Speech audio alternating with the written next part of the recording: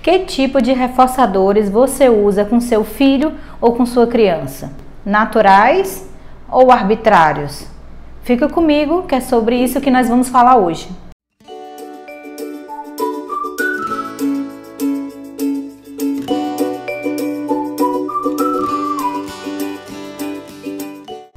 Olá, sejam muito bem-vindos ao canal Falando de Comportamento. Eu sou Nara Gisele, psicóloga infantil, e hoje nós vamos falar sobre tipos de reforçadores.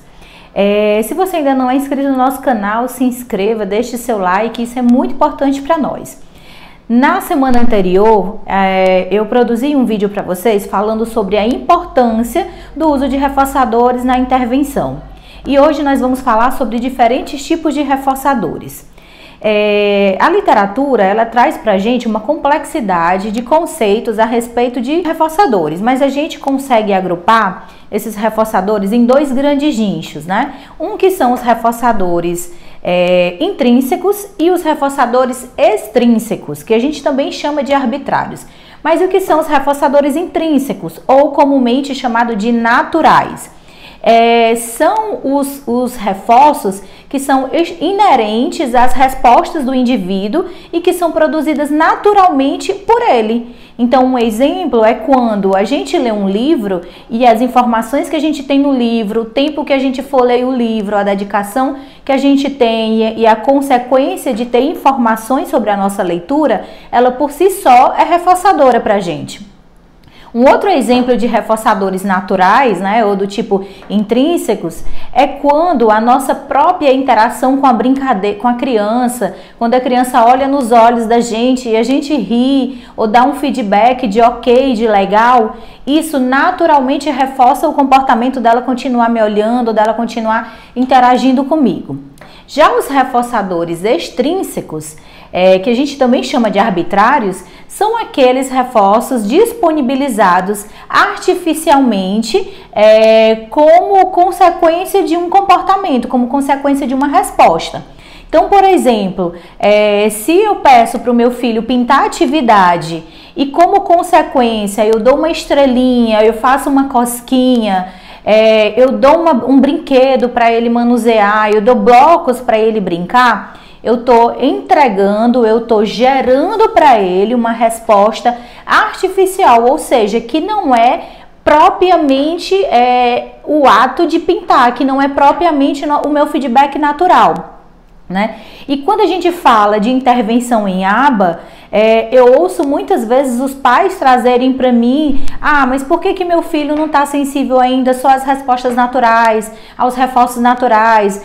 Eu sempre vou ter que dar alguma coisa para ele fazer o que ele tem que fazer, ou eu sempre vou ter que dar um brinquedo toda vez que ele olha para mim. E a resposta disso a gente só vai ter a partir da intervenção e de como que essa criança vai respondendo às respostas, aos reforços naturais.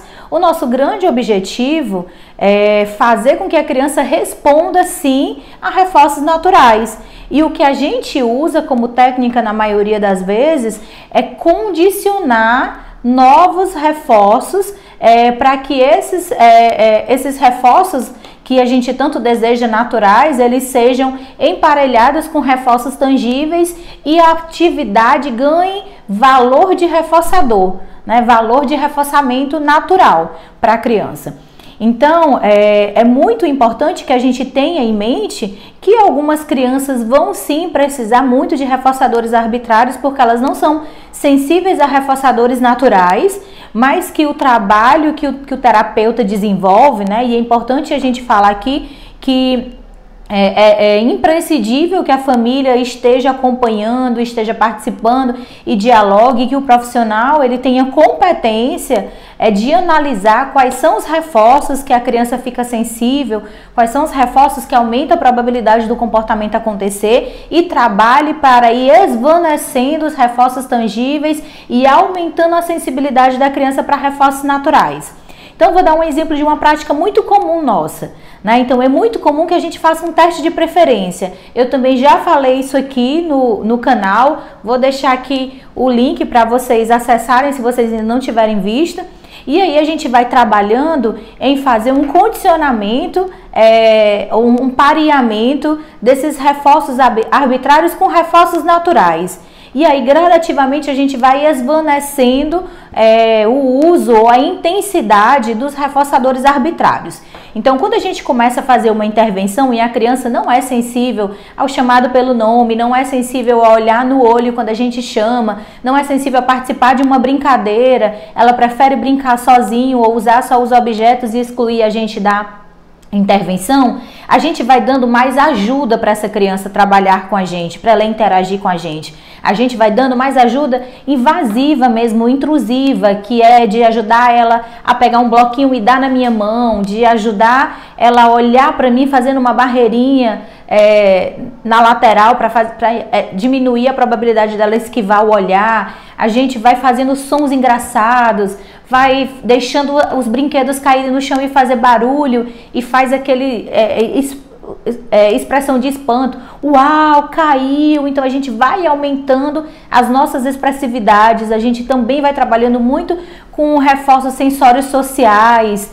cosquinha, jogar a criança para cima, dedilhar a mão sobre o corpo da criança para dar uma sensibilidade na pele. Então a gente vai se aproximando e vai oferecendo para essa criança os recursos que ela gosta. Então, se ela gosta muito de patinho, eu vou disponibilizando um patinho para ela brincar. Se ela gosta de empilhar blocos e derrubar, eu vou brincando de empilhar blocos e derrubando, e depois eu apresento paralelo a isso um reforço sensório social e só o meu feedback. Uau, eu estou muito feliz com você, parabéns, viva, né? E aí eu vou dando reforços contínuos e imediatos para cada comportamento. À medida que a criança vai me respondendo com menos necessidade de ajuda, aí eu vou tentando espaçar mais os tangíveis. Então eu vou mudando a razão. Agora eu vou trabalhar com uma razão de reforçamento fixo de 2. Então a cada 2 respostas eu dou um reforço tangível e social,